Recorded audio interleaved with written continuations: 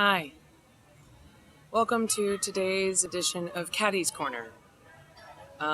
Today is the 1-year anniversary of Adam's passing. So if you're sensitive about suicide, you may not want to watch this episode.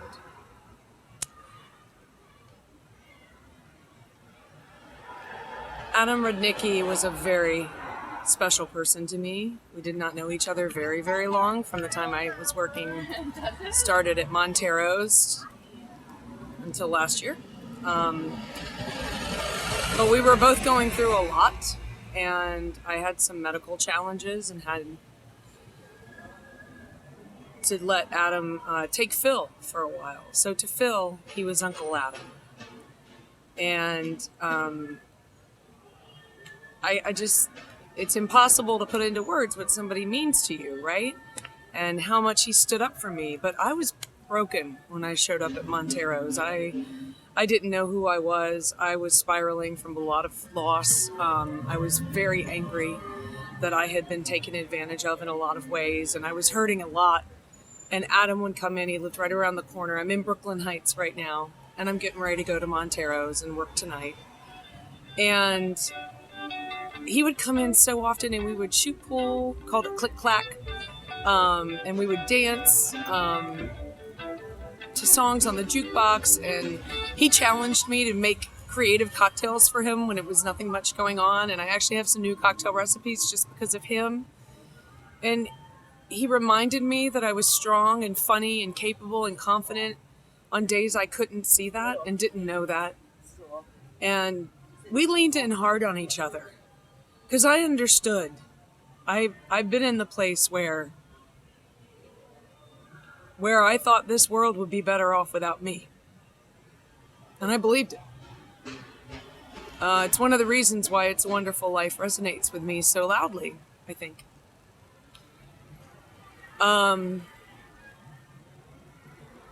it sucks that he lost his struggle with that. But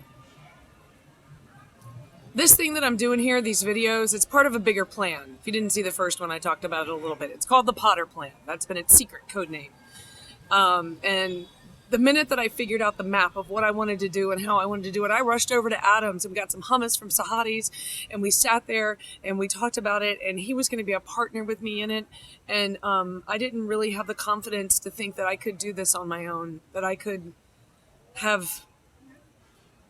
needed too much help to try to have these words just be mine.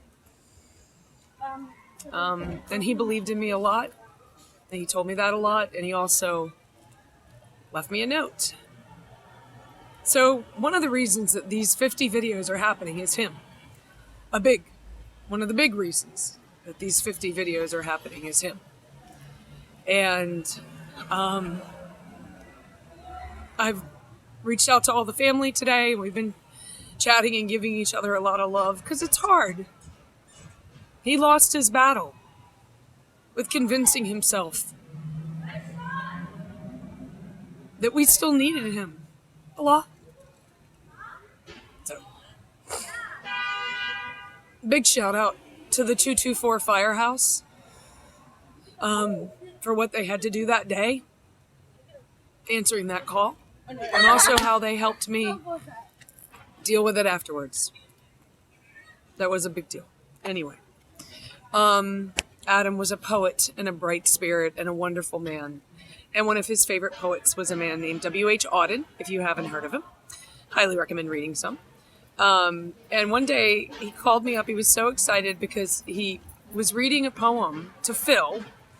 And Phil got all twitchy and excited, and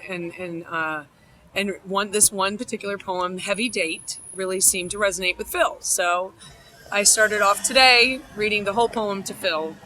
But in doing that, I decided there was a little excerpt of it that I wanted to share with you. So again, this is for Adam. I love you. I believed for years that love was the conjunction of two oppositions. That was all untrue. Every young man fears that he is not worth loving. Bless you, darling.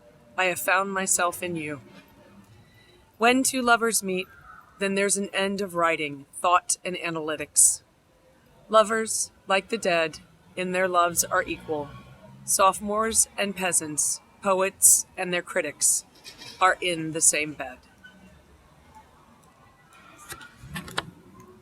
So, my hope for today is actually that you've had someone in your life